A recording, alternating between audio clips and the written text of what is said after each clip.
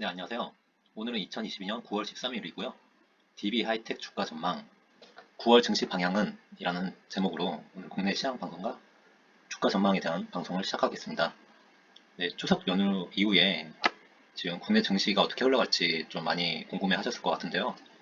연휴 기간 동안에 미 증시가 4일 동안 연속으로 반등을 했죠. 그래서 연휴 기간 동안에 국내 증시 투자자 분들은 지금 많이 좀 초조해 하셨을 것 같아요. 저기 미국이 이렇게 올라가는 시기에 맞춰서 코스피도 같이 좀 따라가야 되거든요. 근데 우리는 추석 연휴라고 지금 계속 쉬고 있고 미국은 저렇게 잘 나가고 있고 그래서 추석 끝나고 대체적으로 오를 거라는 전망들을 하셨을 것 같아요. 근데 미국이 오른 거에 비해서 다소 좀 아쉽다. 항상 이제 코스피 상승폭을 보면 미국 상승폭에 비해서 좀 절반 이하로 상승하는 모습을 보여주면서 좀 많이 아쉬운 모습을 좀 보여주고 있죠. 그래도 정말 간만에 코스피는 2.74% 오르고 그 다음에 코스닥도 2.44% 오른 모습 보여주면서 다소 좀 안도감이 좀 드는 오늘 하루였습니다. 그래서 코스피는 2449포인트로 장을 마감했죠. 그리고 코스닥은 800포인트 조금 아쉽게 못 갔는데 800포인트 좀 못 미치게 796포인트로 장을 마감했습니다. 미국 증시는 제가 앞서 말씀드린 것처럼 4일 연속 반등으로 이제 장을 마감했죠. 미국 기대 인플레이션 하락 기대감이 증시에 좀 반영되면서 계속 이제 미국 증시는 상승하는 모습을 보여주고 있는데요.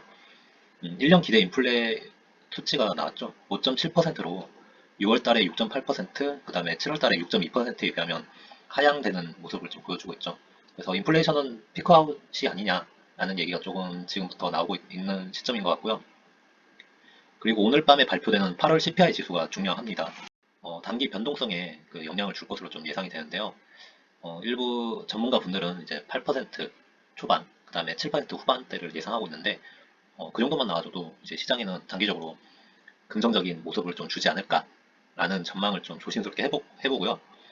그 다음에 9월 FOMC는 지금 75bp 인상이 거의 유력하다고 보여지고 있죠. 파월이 좀 매파적인 입장을 계속 고수하고 있기 때문에 50bp로 선회하나? 파월 피봇이 나오나? 라고 그렇게 좀 예상했던 걸 좀 무너뜨리면서 지금 시장을 많이 무너뜨렸죠, 파월이. 그래서 선반영됐고, 그래서 75bp 인상이 거의 이렇게 보이고 있습니다. 그래서 FOMC는 9월달 이어서 11월달이랑 12월달에 각각 한 번씩 더 있는데요. 10월달은 건너뛰는 것 같아요. 그래서 음, 기준금리가 총 4%대 정도만 파월이 얘기했던 수치 정도의 인상폭을 기록하면 그렇게 시장은 악재로 받아들이지 않을 것 같은데 만약에 파월이 연준에서 파월뿐만 아니라 연준에서 아직 인플레를 잡기는 역부족이다라는 결론을 내리고 금리 인상이 뭐 자이언트 스텝을 밟는다든지 연속해서 자이언트 스텝을 밟게 되면 기존에 얘기했던 기준금리 4%대 이상을 훌쩍 넘어가 버리죠. 그래서 증시에는 좀 악영향을 끼친다라는 게 좀 조심스럽게 전망이 되고요. 그래서 기준금리가 4%대를 유지하느냐가 좀 관건일 것 같아요. 그리고 유로존은 지난밤에 ECB 통화정책회의에서 75bp 인상 결정을 했습니다. 드디어 유로화가 강세로 전환이 됐죠. 킹 받는 킹달러라고 제가 예전에 한번 얘기를 드렸었는데 덕분에 이제 달러 강세가 좀 완화됐고 그 다음에 유럽 천연가스 가격도 좀 하락을 보이는 모습을 보여주고 있습니다. 유로존이 좀 위기였는데 그나마 조금 다소 안정화되는 모습을 조금씩 보여주고 있죠. 그리고 중국도 그 CPI랑 그다음에 PPI가 발표됐는데 특히 이 PPI가 제가 앞서 말씀드렸던 미국 CPI 지수의 그 선행 지표라고 여겨진다고 합니다. 그래서 이 PPI가 중국의 생산자 물가 지수를 나타내는 지수인데요. 이 PPI 지표가 다소 좀 꺾이는 모습을 보여줌으로써 오늘 밤에 발표되는 8월 CPI 미국 8월 CPI 지수가 하향 안정화됐는지 여부를 체크해 보면 좋을 것 같아요. 그래서 제가 앞서 말씀드린 것처럼 9월 증시 방향은 지금 단기적으로 봤을 때는 9월 FOMC가 있을 거고요. 근데 9월 FOMC는 이미 시장에 반영이 됐다. 그래서 11월달, 12월달에 있을 FOMC 금리 인상 폭에 의해서 좌우가 될 것 같다. 그리고 유로화가 어떻게 안정화되는지 여부, 그 다음에 중국은 계속적으로 좀 체크해 봐야 되는데, 그래서 이 세 가지 요인에 의해서 증시가 당분간 왔다 갔다 하지 않을까. 특히 우크라이나가 반격에 성공했다는 뉴스가 들려왔죠. 어떤 이 뉴스가 어떻게 해석될지 모르겠는데 좀 장기전으로 갈 것 같아요. 전쟁은 장기전으로 갈 것 같고 러시아의 우세 전망 속에서 우크라이나의 선전 이게 전쟁 초기에 개전 상황이었다면 지금은 뭐 어느 한쪽의 뭐 우세가 아닌 뭐 고착화되는 모습을 좀 보여주는 것 같아요. 그래서 러시아가 계속 뭐 북한으로부터 무기를 사들이고 있다, 무기를 공급받고 있다라는 뉴스도 나오고 있고 우크라이나가 반격을 좀 대부분 성공하고 있다라는 모습을 보여주고 있는데 그렇다고 뭐 또 러시아가 물러가느냐 이런 모습도 안 보여줄 것 같아서 전쟁이 좀 고착화되지 않을까. 그래서 저희의 뭐 조심스러운 뭐 전망은 내년 상반기쯤에 금리 인상이 좀 꺾이면서 증시도 좀 급반등하는 모습을 보여주지 않을까. 그때에 맞춰서 전쟁도 왠지 그때 종결 또는 뭐 협상, 도립 때는 뭐 그런 큰 그림이 그려지지 않을까라는 전망을 아주 조심스럽게 봅니다. 왜냐하면 그때 되면 이제 겨울도 끝나가고 러시아가 에너지로 더 이상 뭐 천연가스로 장난질 하는 것도 더 못하게 되고 그래서 좀 내년 상반기 이후에 전쟁은 협상으로 돌입하지 않을까라고 희망 섞인 전망을 해봅니다. 그리고 한국 증시는 오늘 그 달러가 좀 드디어 1380원에서 많이 좀 떨어졌죠. 그래서 달러 강세가 완화됨에 따라서 외국인들의 그 비차익 프로그램 매매가 매수세가 유입되는 모습이었어요. 코스피는 특히나 뭐 상위 10개 종목이 일제히 상승 마감했고 특히나 이제 삼성전자 드디어 삼성전자가 움직였죠. 삼성전자의 수급이 일제히 몰리면서 반면에 그동안 시장을 이끌었던 태조 이방원 섹터가 오늘 완전 지지부진하고 반도체 섹터 뿐만 아니라 뭐 상위 대형주들이 오늘 나르는 모습을 보여줬습니다. 제가 일전에 한번 잠깐 언급드렸듯이 주도주가 바뀜에 따라서 이 태조 이방원 섹터가 뭐 마냥 계속 갈 수는 없잖아요. 그래서 태조 이방원 섹터가 꺾이는 시점이 반도체가 살아나는 시점이 되지 않을까. 그래서 반도체가 살아나는 시점에서 바토 터치를 하고 시장의 주도주는 다시 좀 바뀐다. 라고 조심스럽게 전망을 했었는데 오늘이 그 모습에 초입부지 않을까. 그래서 음, 포트폴리오 조정도 좀 필요할 시기다. 라고 좀 보여지고 있고요. 그래서 국내 증시는 역시나 삼성전자가 올라가야지 올라가는 모습을 보여주죠.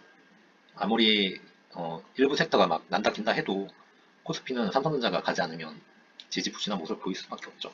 그래서 오늘은 삼성전자가 거의 4% 5%대 급등을 하면서 정말 오래간만에 2% 이상의 상승하는 모습을 오늘 보여줬습니다.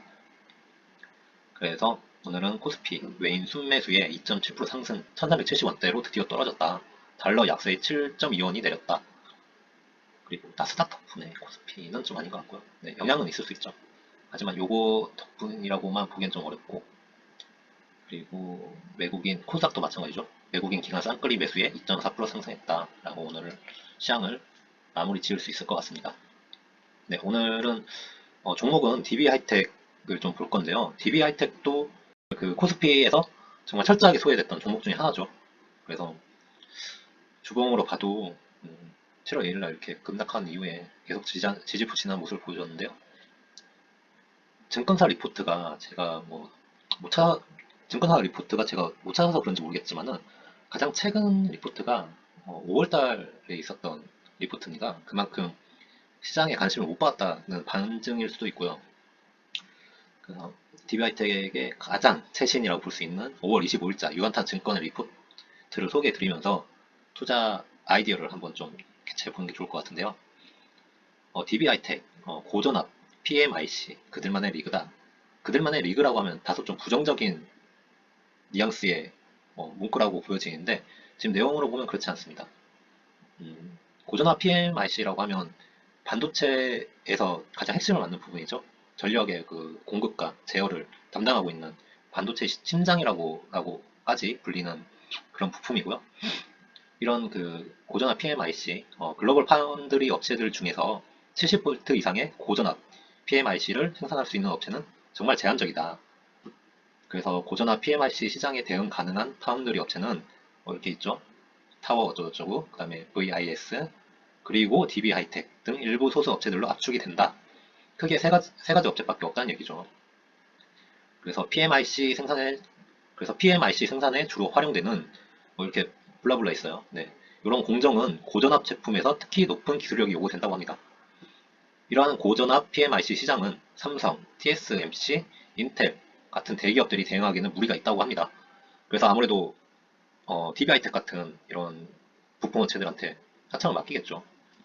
다품종의 소량 생산인데다가 높은 기술력까지 필요로 하기 때문에 이 얼마나 이 대기업들이 하나하나 그 공정 시설을 갖추려면 얼마나 뭐 번거롭겠어요. 그래서 이런 전문적인 업체들한테 맡길 수밖에 없고요. 그리고 인텔이 파운드리 사업 진출을 선언했죠. 그러면서 아까 말씀드렸던 타워 뭐 어쩌고저쩌고 요 업체를 인수를 추진하는 이유가 바로 이 때문이라고 합니다. 그래서 이만큼 파운드리 시장 지금 삼성전자도 마찬가지고 지금 반도체 업체들이 파운드리 시장을 지금 점유율을 먹기 위해서 정말 혈안이 되어 있죠. 그 파운드리 안에서 고전압 PMIC는 정말 핵심 부품이다. 그것을 그들만의 리그, 요 세 개 업체들 중에서 뭐 한 축을 DB 하이텍이 담당하고 있다라고 보시면 되기 때문에 굉장히 좀 좋은 기업이죠. 정말 국내에서 내놓으라 하는 정말 대기업은 아니지만은 정말 파면 팔수록 정말 대단한 기업이다라고 보시면 될 것 같고 근데 투자자들은 이렇게 얘기하겠죠. 왜 이렇게 주가 못 가냐? 이 반도체 같이 얽히면서 못 간 거죠. 그래서 중장기 성장 기회가 있다. 이게 무슨 말이냐? 2023년, 2024년도에 화합물 반도체 시장에도 진입한다. 그래서 중장기 성장 동력을 확보할 전망이라고 합니다. 그 자세한 내용은 제 블로그 와서 좀 보시거나 아니면 유한타증권 리포트를 참고해 보시면 될 것 같고요. 그래서 우리는 어떻게 해야 되냐? 투자 의견 당연히 봐이고요. 투자 포인트를 어떻게 봐야 되냐? 산업용 및 전장용 고전화 PMIC 수요 증가와 시장 성장에 따른 수혜를 받고 있다. 계속 이제 뭐 전기차라든지 그다음에 파운드리, 그다음에 각종 이제 전장 부품이 들어가는 여러 가지 장비들 4차 산업 성장에 따라서 이제 계속 수혜를 받고 있죠. 수요는 계속 늘어날 전망이고요. 그래서 아까 말씀드렸던 중장기 성장 기회도 있다. 동력을 확보하고 있다. 그리고 DB 하이텍은 2022년도 PER이 4.1배에 불과하다. 굉장히 좀 저평가 받고 있다는 얘기죠. 그래서 평단가가 지금 저는 46,500원이고요. 저 미리 좀 앞서 지금 투자 들어가 있고 못 가신 분들은 뭐 5만원대, 6만원대, 7만원대 다양하게 있으실 것 같은데 우선 1차 목표가는 45,500원. 뭐 이때 손절하거나 입절하라는 얘기는 아니고요. 이게 변동성을 줄 수 있는 가격 라인이다. 지금 하락을 좀 했죠. 저번 주에 많이 좀 개파락하면서 오늘 겨우 좀 44,000원을 수복했는데 우선은 45,500원까지는 끌고 가야 된다. 그 이후에 이제 45,500원을 넘어야지 좀 반등의 여지가 좀 보입니다. 그래서 DB하이텍이 굉장히 좀 좋은 회사고 DB하이텍 뭐 저 같은 단타쟁이들은 뭐 오르면 또 팔 수도 있고 한데 중장기 관점으로 봤을 때는 굉장히 좋은 회사다라는 결론이 있고요. 그래서 반도체가 시장을 바톤 터치 받았다라는 게 좀 확실해지면 계속 DB하이텍 같은 종목들은 끌고 가야죠. 삼성전자 못지않은 굉장히 좀 좋은 회사고 제가 일전에 말씀드렸던 리노공업도 있죠. 리노공업, 뭐 DB하이텍 이런 반도체 대표적인 국내 기업들은 내년 상반기, 하반기까지 계속 갖고 가보자. 뭐 비중을 뭐 줄이고 늘리고 하는 거는 그때그때 상황에 맞춰서 이제 갖고 가겠지만은 완전히 포트폴리오에서 털어내지는 말자.